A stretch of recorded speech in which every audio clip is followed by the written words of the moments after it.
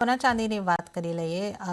જતીનજી, જે રીતે આપણે સોના ચાંદીમાં કામકાજ જોઈ રહ્યા છે, સોનું આપણને પોઝિટિવ લીલા નિશાનમાં કામકાજ કરતું જોવા મળી રહ્યું છે. 1,55,595 પર MCX ગોલ્ડ અને 4469 પર કોમેક્સ ગોલ્ડ જોવા મળી રહ્યું છે, પણ ચાંદી લાલ નિશાનમાં જોવા મળી રહી છે.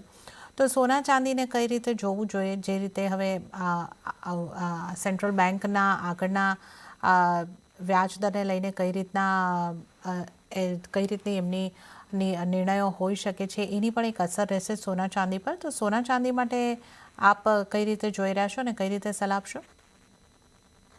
3 ફેક્ટર્સ છે જે ઇમ્પોર્ટન્ટ રોલ પ્લે કરે છે આજના ગોલ્ડ સિલ્વરના રેલી પાછળ, અને મેઇનલી ઇમ્પોર્ટન્ટલી જે રૂપિયાની જે મૂવમેન્ટ રહી છે ને એના કારણથી વધારે પ્રભાવિત થયો છે આપણું ઘરેલું બજારના અંદર સોનાનો ચાલ જે છે.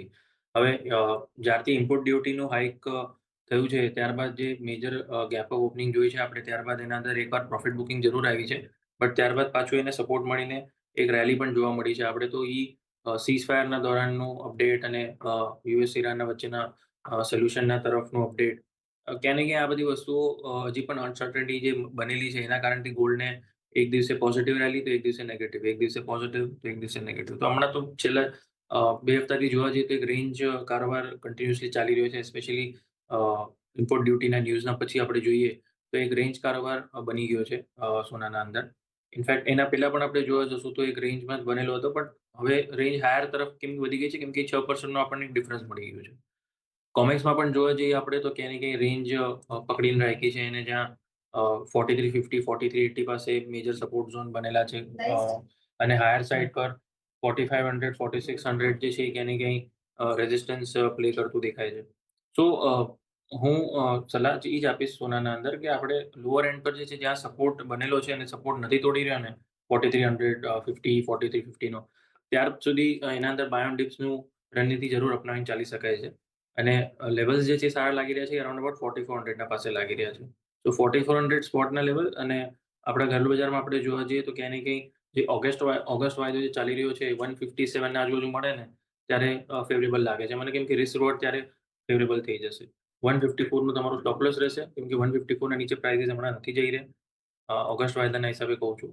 અને હાયર સાઇડ પર 161 થી લઈને 162 આ તમારા ટાર્ગેટ્સ રહેવા જોઈએ.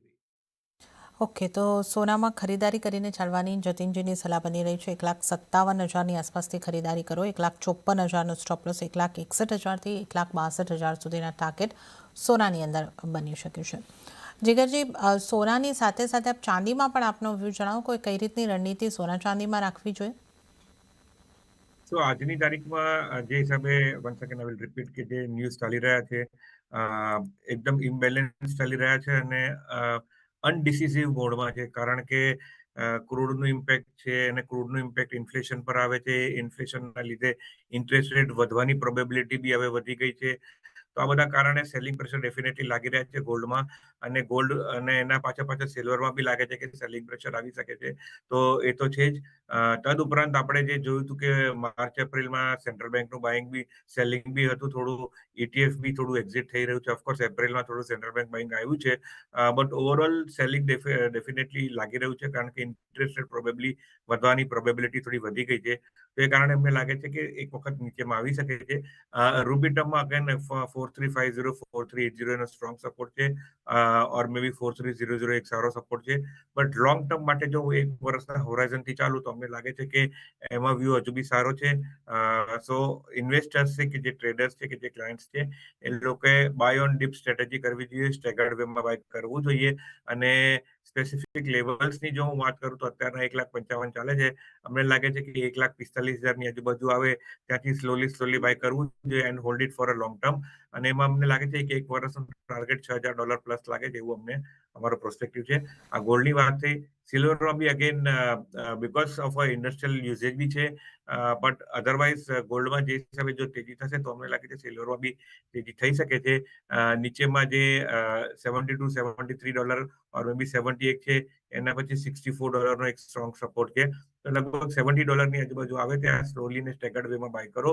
અને એમાં અમને લાગે છે ટાર્ગેટ એક વર્ષ, એક સવા વર્ષ હોલ્ડ કરશું તો અમારો ટાર્ગેટ લગભગ $100 પ્લસનો છે. ઓકે, તો લાંબા ગાળા માટે સોના ચાંદી બંને ઉપર ખરીદી તરફનો વ્યૂ છે, એટલે ઘટાડે ખરીદીને તમે લાંબા ગાળા માટે હોલ્ડ કરીને ચાલો તો 6,000 સુધીના ટાર્ગેટ કોમેક્સ ગોલ્ડ ઉપર જોઈ રહ્યા છે. જીગરજી, અને સિલ્વર માટે પણ એક ઉપરની તરફના $100 સુધીના ટાર્ગેટ માટે ખરીદી કરીને ચાલવાની સલાહ બની રહી છે.